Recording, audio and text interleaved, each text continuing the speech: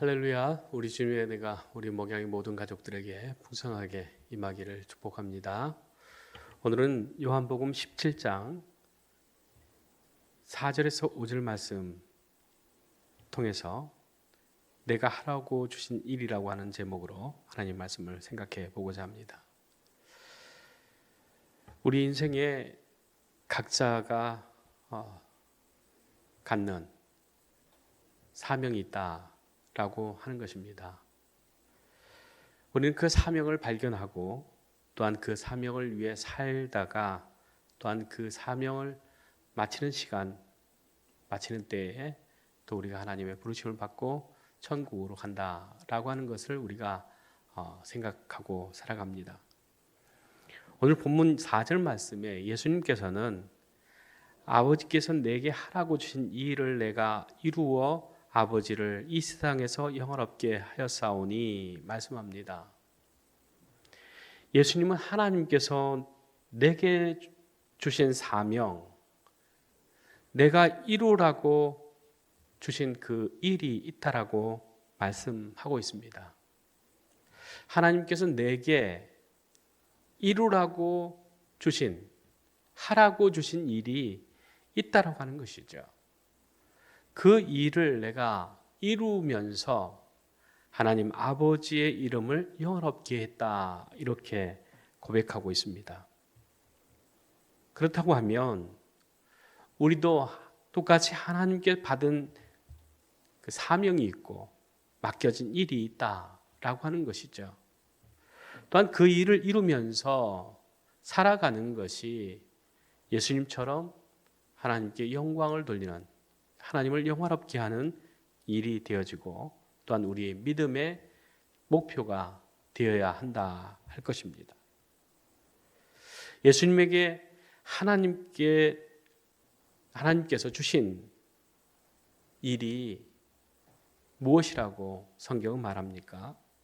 요한복음 6장 39절 말씀 보면 나를 보내신 이의 뜻, 이렇게 주님은 말씀하십니다. 그러면서 내게 주신 자 중에 내가 하나도 잃어버리지 아니하고 마지막 날에 다시 살리는 이것이다 말씀합니다.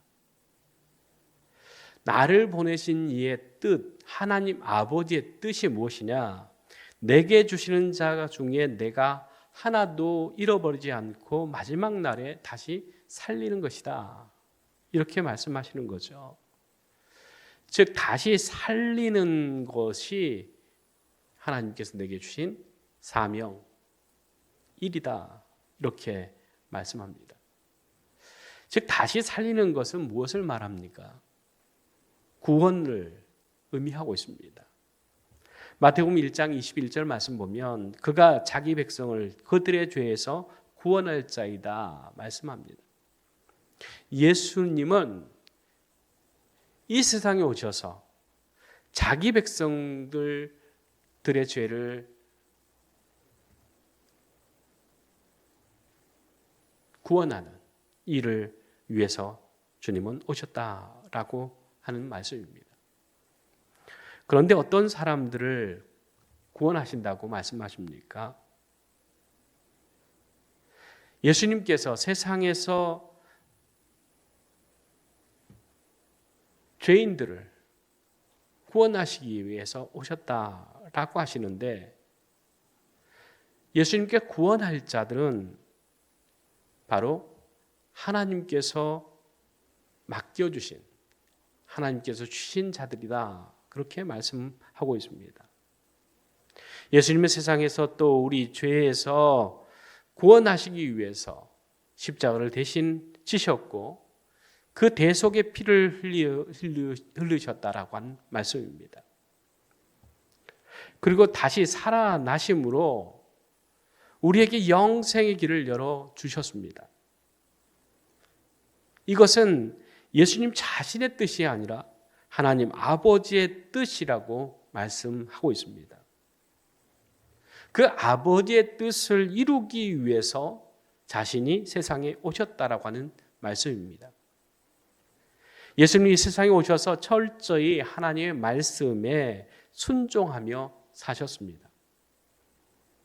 결국 십자가에서 하나님께서 맡겨주신 모든 일들을 다 이루었다고 선포하십니다. 우리도 예수님을 본받아서 하나님께서 우리에게 맡겨주신 일, 즉 사명을 이루며 살아가기를 원합니다.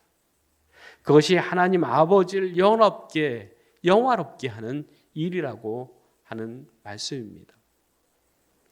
하나님께서 예수님에게 주신 사명이 있듯이 우리에게 맡겨주신 사명이 있다라고 하는 것입니다. 그것은 가정에서, 또 교회에서, 직장에서 여러 가지 형태로 나타날 수 있습니다.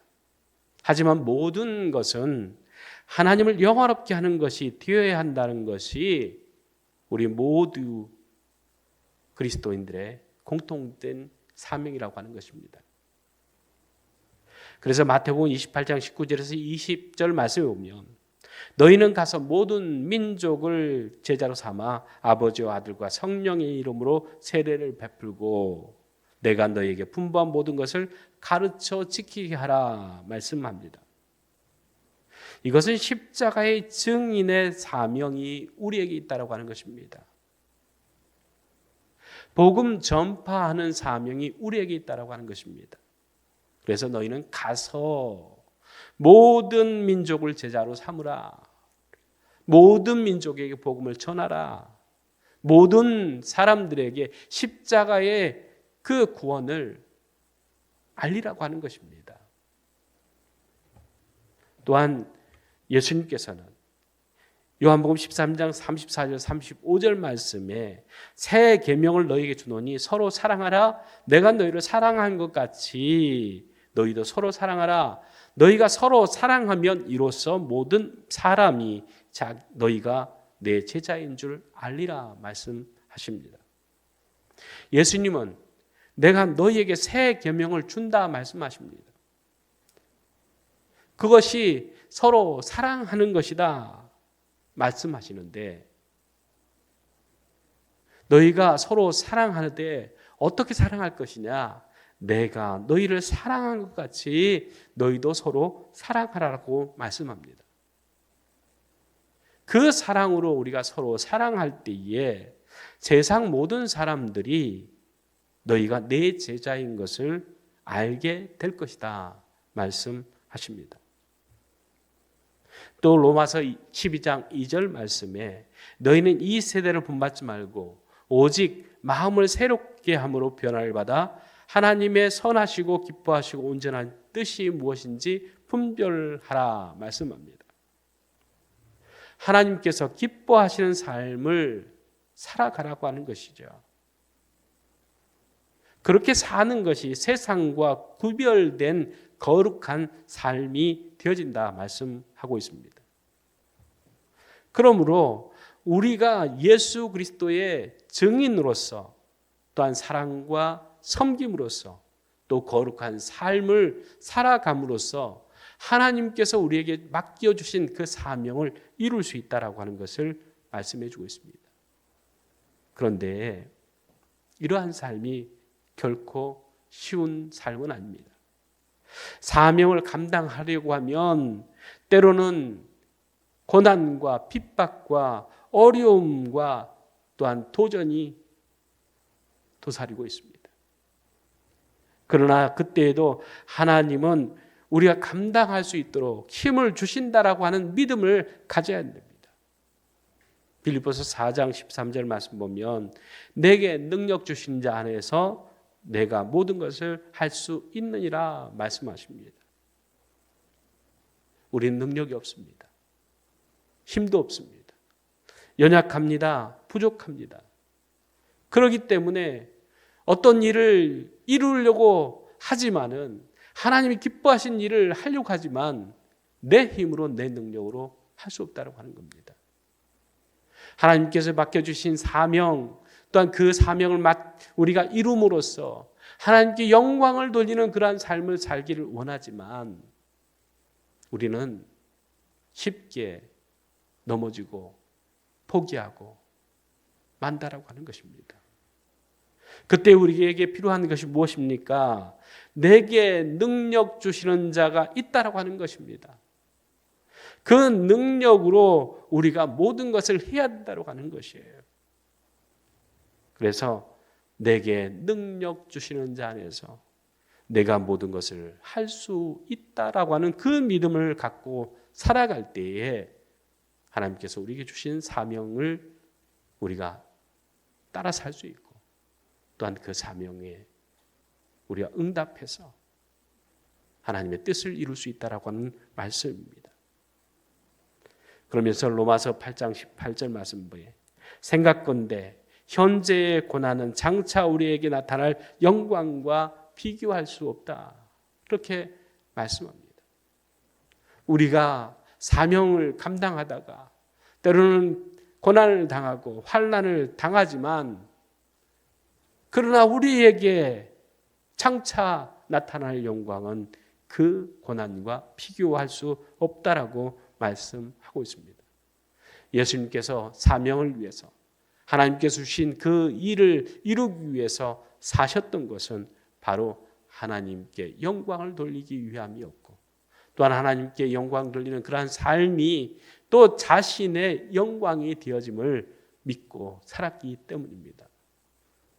우리 목양의 모든 가족들, 우리 공동체 여러분, 때로는 우리의 사명 때문에 힘들고 어려운 그러한 상황들이 있지만 그럼에도 불구하고 하나님께 능력을 구하고 하나님의 도우심을 구함으로 인해서 하나님께서 주신 힘과 능력으로 우리가 사명을 감당할 때 우리에게 하나님의 영광이 우리를 통해서 드러날 뿐만 아니라 또한 하나님께서 주시는 영광이 있음을 통하여서 위로받고 힘을 얻는 복된 삶이 되어져서 하나님께 영광 돌릴 뿐만 아니라 하나님께서 주실 영광을 기대하며 소망하며 살아가는 우리 목양의 모든 가족들 되기를 간절히 주의 이름으로 축복합니다. 기도하겠습니다. 거룩하시고 자비로우신 하나님 아버지, 예수님을 통해서 하나님의 영광을 위한 삶이 무엇인가 라고 하는 것을 우리가 보게 되었고 또한 하나님께 영광을 돌릴 때에 또한 자신도 영화스럽게 높여주시는 하나님의 은혜를 또한 받게 되었음을 우리가 보게 되어집니다. 하나님, 우리가 세상에 살아갈 때 하나님께서 주신 사명을 감당하며 살아가기에 너무나 힘들고 어려운 때가 한두 번이 아니지 않습니까?